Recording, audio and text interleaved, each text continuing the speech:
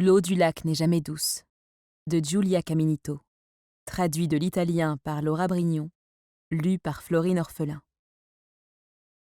La première fois que je vois le lac, ce n'est pas le jour de la casquette verte, mais celui du déménagement. Ma mère s'est lancée très à l'avance dans l'organisation de notre déplacement.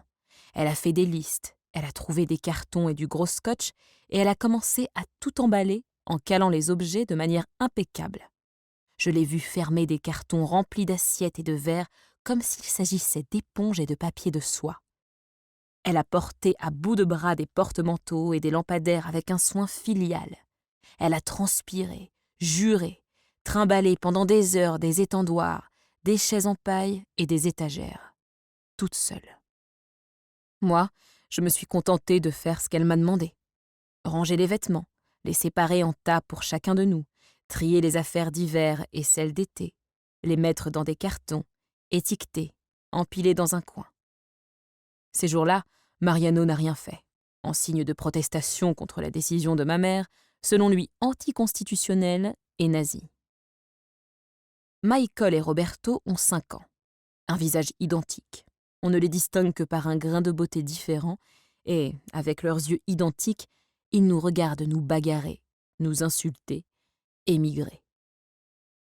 Quand nous arrivons, la valse des cartons et des meubles recommence. Un ami de ma mère est venu nous aider. Il s'appelle Vincenzo. Avec ma mère, ils se connaissent depuis l'enfance. Nous, on l'appelle par son prénom. Mon père l'appelle l'autre. Le fourgon est à lui, tout comme la force avec laquelle il soulève notre pauvre mobilier et le fait accoster dans notre nouvel appartement, la capacité à faire monter mon père au bon étage dans l'ascenseur et la proposition d'aller au moins voir le lac avant de repartir à bord du fourgon vide. Ma mère, lui et moi y allons. Nous laissons les jumeaux à Mariano, qui erre dans l'appartement comme un extraterrestre à la recherche de la voie lactée et de l'échelle pour monter à bord de son vaisseau spatial et disparaître. La place à côté de la jetée est remplie de voitures garées. Toute cette coulée de bitume est bordée par une rambarde en fer. Je monte sur le ponton avec Antonia, tandis que Vincenzo prend un café au bar d'à côté. « Qu'est-ce qu'il y a en dessous ?» je demande en me penchant vers les piliers. Je regarde l'eau, qui est sombre et ne laisse rien entrevoir de particulier. « De la vase, » répond ma mère. Et elle ajoute. « Regarde pas en bas, regarde le panorama. » Elle me fait redresser la tête et me montre les collines et les autres villages. Le château de Bracciano, la rive du lac de Trevignano, la forêt, les monts Simain dans le lointain. Elle dit « par là c'est Viterbe », par là Manciana. Elle dit qu'on peut se baigner le long de la promenade et que ces arbres sont des peupliers. Elle dit que l'eau n'est jamais trop froide. Et je recommence à regarder vers le bas. « Mais qu'est-ce qu'il y a en dessous ?» je demande de nouveau, parce que j'ai vu quelque chose briller. « Rien que de l'eau », coupe court Antonia, qui continue d'observer les autres rives, les autres plages, les autres villages. « J'aime la lumière ici, au-dessus des maisons », ajoute-t-elle au bout d'un moment. Moi, j'ai les yeux rivés sur l'endroit où le fantôme a étincelé. Un tesson de bouteille, un poisson, un ballon crevé. Un enfant blond est assis sur la rambarde, les jambes ballantes.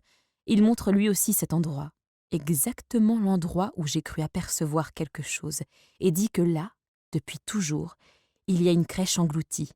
Il y a le petit Jésus, l'âne et le bœuf. On les éclaire pour les fêtes, c'est une tradition.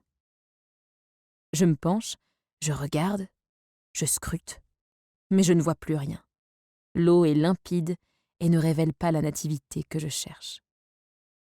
Alors je dis « Je te crois pas ». Il dit « T'as qu'à revenir à Noël ». Je lui jette un regard de défi. Il porte un drôle de short militaire, on le croirait tout juste sorti d'une forêt. Ma mère met un terme à l'échange et m'emmène. Elle dit que c'est n'importe quoi, que ni tête, ni œil, ni pied, ni étoffe n'apparaîtront à cet endroit, et me voilà chancelante, ne sachant à qui donner raison. À ma mère qui ne voit rien, ou au garçon qui voit tout.